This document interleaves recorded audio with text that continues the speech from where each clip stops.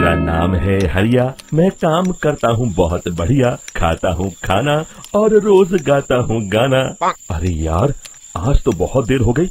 इस खतरनाक जंगल को देखकर तो मेरे हाथ पैर ठंडे हो गए हैं। अगर मैं वक्त पर गांव नहीं पहुंचा तो मालिक बहुत नाराज हो जाएंगे। तभी हरिया को एक आवाज सुनाई देती है। सुनिए हरि जी। अरे, ये आवाज किसने दी? तभी हरिया को सामने कुछ दूर एक औरत खड़ी दिखाई देती है। अरे भाई, ये औरत अकेली इतनी रात को इस जंगल में क्या कर रही है? चलकर पूछना पड़ेगा। फिर हरिया अपनी बैलगाड़ी उस औरत के सामने लाकर रोक देता है और उससे पूछता है। अरे सुनिए, आप इतनी रात को इस खतरनाक जंगल में अकेली क्या कर रही हैं? तभी वो औरत मीठी आवाज में कहती है। अरे हरु जी, आप आ गए। मैं कब से आपका इंतजार कर रही थी। वैसे तो यहाँ से काफी लोग गुजर चुके हैं, लेकिन मैं खास आपका इंतजार कर रही थी। अच्छा, तुम सच कह रही हो? मुझे तो यकीन नहीं हो रहा है। वो क्या है ना, आज तक किसी ने मुझसे इतने प्यार से बात नहीं की। हाँ हाँ हरु जी, मैं सच कह रही हूँ। अब देर मत करिए और जल्दी से मुझे मेरे घर तक छोड़ दीजिए। हाँ हाँ, कौन सी बड़ी बात है, अभी छोड़ देता हूँ। आप मेरे पीछे बैलगाड़ी में बैठ जाइए और मुझे रास्ता बताते चलिए। फिर वो औरत हरिया की बैलगाड़ी में बैठ जाती है और हरिया बैलगाड़ी हाँकता हुआ आगे चल पड़ता है। फिर उस औरत के बताए हुए रास्ते पर चलते चलते हरिया बैलगाड़ी लेकर एक काली गुफा के आगे आकर रुक जाता है। हरिया उस औरत से पूछता है। हाँ देवी जी, आपका घर कहाँ है? यहाँ पे गुफा के अलावा और कुछ नहीं है? तभी अचानक वो औरत हवा में उड़ने लगती है। देखते ही देखते उसका सुंदर रूप एक डरावनी चुड़ैल में बदल जाता है और वो जोर जोर से हंसती है। अरे तू तो एक नंबर का बेवकूफ निकला। तू तो बड़ी आसानी से मेरी बातों में आ गया। अरे मर गया रे, ये तो एक चुड़ैल है। हे भगवान बचा ले, ये तो बड़ी डरावनी दिखाई दे रही है। और फिर अगले ही पल हरिया की बैलगाड़ी में रखा सारा सामान हवा में उड़ता हुआ उस काली गुफा के अंदर चला जाता है और वो चुड़ैल भी उस गुफा के अंदर जाकर कहीं गायब हो जाती है। हरिया ये नजारा देख बुरी तरह घबरा और परेशान हो जाता है। अरे, ये चुड़ैल तो मेरा सारा सामान लेकर गुफा में गायब हो गई। अब क्या होगा? अगर मैं गांव खाली हाथ गया तो मालिक मेरी अच्छी खबर लेंगे। मेरी इस बात का कोई यकीन भी नहीं करेगा। फिर आखिर वही हुआ। हरिया के मालिक चंपक सेठ को हरिया की किसी भी बात पर रत्ती भर भी यकीन नहीं हुआ।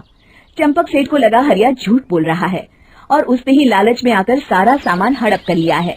फिर हरिया को बेईमान समझकर चंपक सेठ उसे काम से निकाल देता है। अगले दिन अपनी दुकान में परेशान बैठा चंपक सेठ गुस्से में बड़बड़ाता है। अरे, दुकान में तो सामान बिल्कुल भी नहीं है। अब मुझे ही शहर जाकर सामान लाना होगा। फिर वो अपनी बैलगाड़ी लेकर शहर चला जाता है।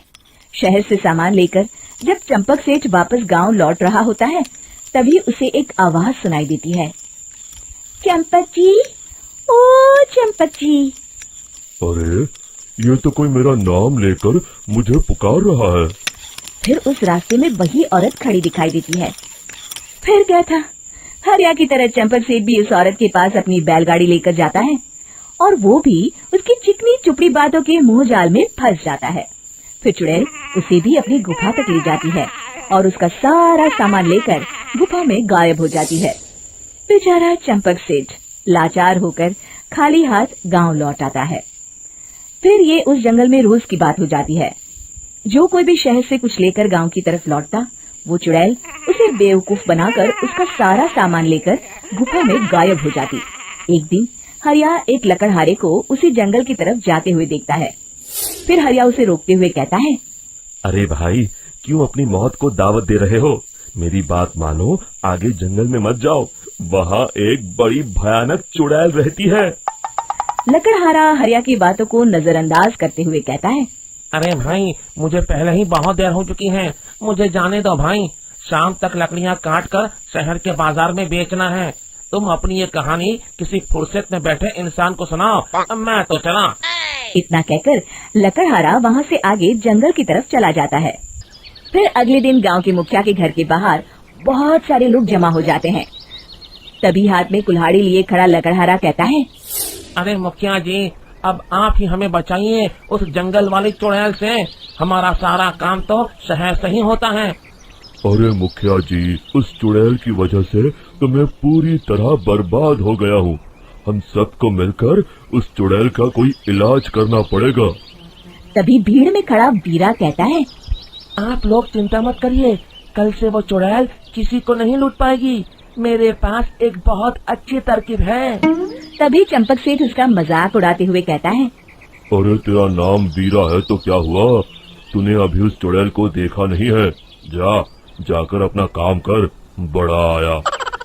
तब मुखिया जी कहते हैं, नहीं नहीं चंपक सेठ, मुझे लगता है हमें इस लड़के को एक मौका देना चाहिए।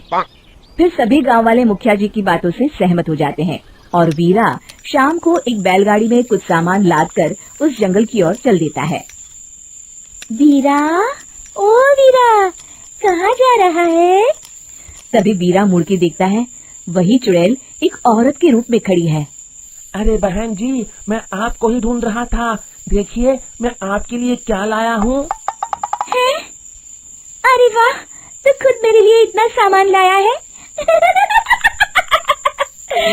तू ही अकेला गांव में समझदार है। जरा देखो, मैं भी खोल के, बड़े भूख लगी है। जैसे ही चुड़ैल उस सामान पर से कपड़ा हटाती है, एक भगवान शिव की तेज रोशनी उसके अंदर मूर्ति से निकलती है और चुड़ैल अपने असली रूप में आकर जलने लगती है। अरे मैं जल रही हूँ, बचाओ!